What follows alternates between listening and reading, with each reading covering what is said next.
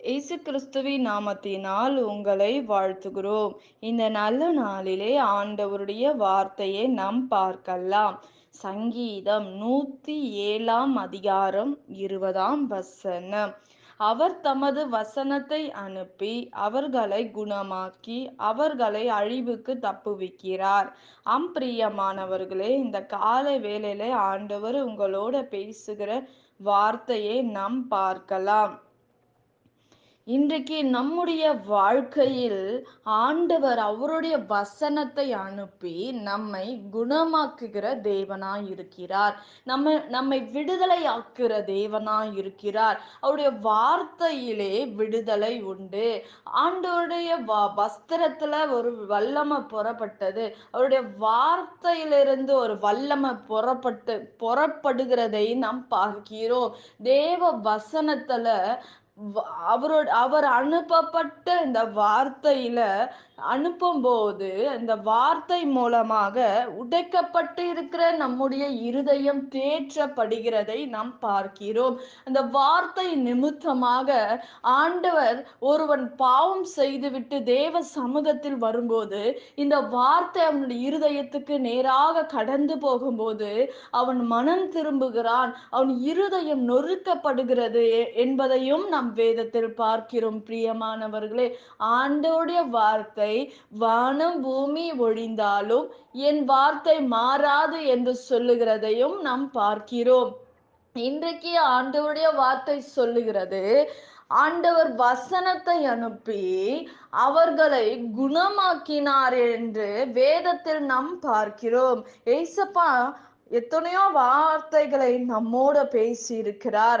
நம்முடைய ஆத்துமா திருப்தி ஆகிறது என்றால் அவருடைய வசனம் வார்த்தை பசியுள்ள ஆத்துமாவை நன்மையினால் நிரப்புகிறார் என்று நாம் பார்க்கிறோம். பிரியமானவர்களே, ஆபத்திலே ஆண்டவரை நோக்கி கூப்பிடும்போது அவர் எல்லாவற்றிலும் இருந்து நமக்கு உதவி செய்து இக்கட்டான சூழ்நிலைகளை ஆண்டவர் மாற்றி நம்மை ரட்சிக்கிறார் என்று வேதத்தில் நாம் பார்க்கிறோம். இன்றைக்கு நம்முடைய வாழ்க்கையில் இக்கட்டான சூழ்நிலையில் இருக்கும்போது ஆண்டவர் வார்த்தையினாலே நம்மை விடுதலையாக்குகிறார், நம்மை ரட்சிக்கிற தேவனாய் இருக்கிறார், நம்முடைய காயங்களை கட்டுகிறவராய் இருக்கிறார் என்று நாம் பார்க்கிறோம் வேதத்தில். பிரியமானவர்களே, இன்றைக்கு ஆண்டவர் சொல்லுகிற வார்த்தை என்னவென்றால், நிர்மூடர் தங்கள் மார்க்கத்தாலும் தங்கள் அக்கிரமங்களினாலும் நோய் கொண்டு ஒடுங்கி போகிறார்கள் என்று வேதம் சொல்லுகிறது. இன்றைக்கு நாம் சில பலவீனம் அடைகிறோம், சில பிரச்சனைகளை நாம் சந்திக்கிறோம் என்றால் அது யாரால வருகிறது? நம்முடைய தவறினால், நம்முடைய பாவங்களினால், நம்முடைய தாறுமாறான வாழ்க்கை நிமித்தமாக நாம் நோய்வாய்ப்படுகிறதையும் நாம் பார்க்கிறோம். நம்முடைய வாழ்க்கையில் நமக்கு ஒரு சந்தேகம் வருகிறது.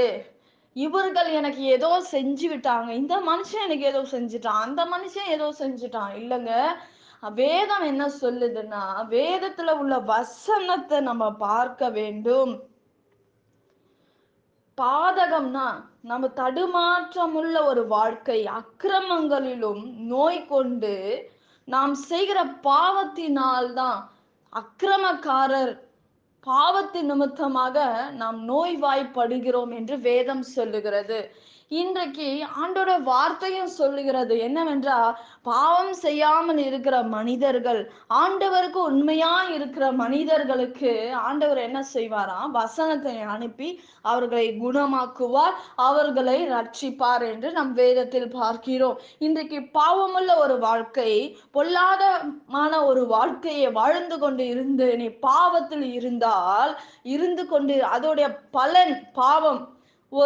நிறைய பேருடைய வாழ்க்கை இந்த ஒரு முறை மட்டும் இந்த காரியத்தை நான் செஞ்சிடறேன், இந்த ஒரே ஒரு முறை மட்டும் இந்த காரியத்தை நான் பண்ணிடுறேன், இனி இப்படிப்பட்ட காரியங்களை நான் பண்ண மாட்டேன் அப்படின்னு சொல்லி அந்த பாவ வாழ்க்கையில விழுகிற ஜனங்கள், அந்த பாவம் நம்மை அடிமைத்தனமாக மாற்றிவிடும். அந்த பாவத்திலிருந்து நம்மளால வெளியே வர முடியாது. அநேகருடைய வாழ்க்கையில் நீங்க கேட்டு பாருங்க, நான் கொஞ்ச நாள் தாங்க இந்த காரியத்தை செஞ்சேன். இதுக்கு நான் அடிமை. என்னால இந்த காரியத்தை நான் விடணும்னு நினைக்கிறேன். அதனால என்னால முடியல அப்படின்னு சொல்லுவாங்க. இன்னைக்கு நான் இந்த காரியத்தை செய்யக்கூடாது என்று நான் ஆண்டவர்கிட்ட சொன்னேன். ஆனா நான் இந்த காரியத்தை செய்யறேன். இரவானா நான் இந்த காரியத்தை செய்யறேன். இந்த இடத்துக்கு என் கால் போகுது.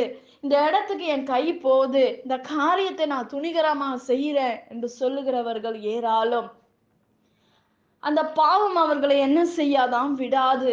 அந்த பாவத்துக்கு அடிமையாக அந்த பாவம் அவர்களுக்குள்ளாக கிரிய செய்ய ஆரம்பித்து விடும். பிசாசு அவர்களுக்குள்ளாக ஆர கிரிய செய்கிறதை நாம் பார்க்கிறோம். ஆனால் வேதத்தில் நாம் பார்க்கிற வண்ணமாக வேதம் என்ன சொல்லுகிறது? ஆண்டவர் வசனத்தை அனுப்பி அவர்களை நான் என்ன செய்வேன்? குணமாக்குவேன், விடுதலையாக்குவேன், ரட்சிப்பேன் என்று வேதம் சொல்லுகிறது. இன்றைக்கு நம்முடைய வாழ்க்கையில் இந்த வேதத்தின்படி நாம் வாழ்ந்தால்தான் நாம் இந்த உலகத்தில் இருக்கிற காரியத்தை ஜெயிக்க முடியும். ஆண்டவருடைய வார்த்தை ஆண்டவருக்கு கீழ்ப்படியணும். அந்த வார்த்தைக்கு கீழ்ப்படுகிறவன் எவனோ அவன் பாக்கியவான். அவர்களுக்கு ஆண்டவர் குணமாக்குற வல்லமை கடந்து வரும். ஆண்டவர் வார்த்தை கடந்து வரும். அவர்கள் விடுதலை ஆவார்கள், சுகம் அடைவார்கள் என்று வேதம் சொல்லுகிறது. இன்றைக்கு நம்முடைய வாழ்க்கையிலும் இப்படிப்பட்ட காரியங்கள் செய்ய வேண்டும். ஆண்டோட வார்த்தைக்கு கீழ்ப்படிய வேண்டும்.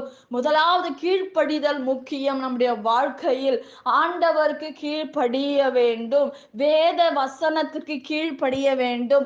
இப்படிப்பட்ட காரியங்கள் நம்முடைய வாழ்க்கையில் நிச்சயமாக வர வேண்டும். இன்றைக்கு உலக காரியத்துக்கு நீ ஓடிக்கொண்டு இருக்கலாம்.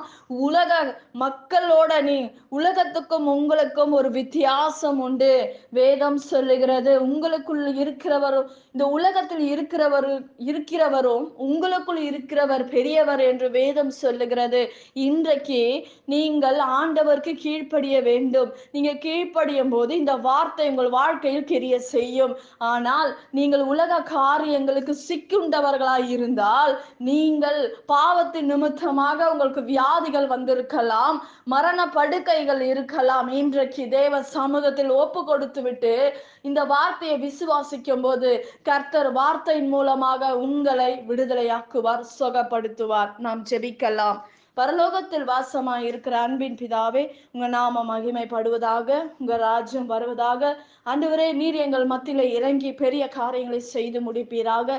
அற்புதங்கள் நடக்கட்டும். இந்த வார்த்தையின்படி எங்களுடைய வாழ்க்கையில கிரிய செய்வீராக. எங்கள் பாவங்கள், எங்கள் மீறுதல் மன்னிங்க.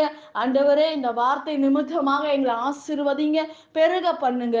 எல்லா பலவீனத்துக்கும் எங்களை விலக்கி பாதுகாத்துக் கொள்ளுவீராக. இயேசுவின் நாமத்தில் வேண்டுகிறோம் எங்கள் ஜீவனுள்ள நல்ல பிதாவே, ஆமேன். கர்த்தர் தாமே உங்களை ஆசீர்வதிப்பாராக. ஆமேன்.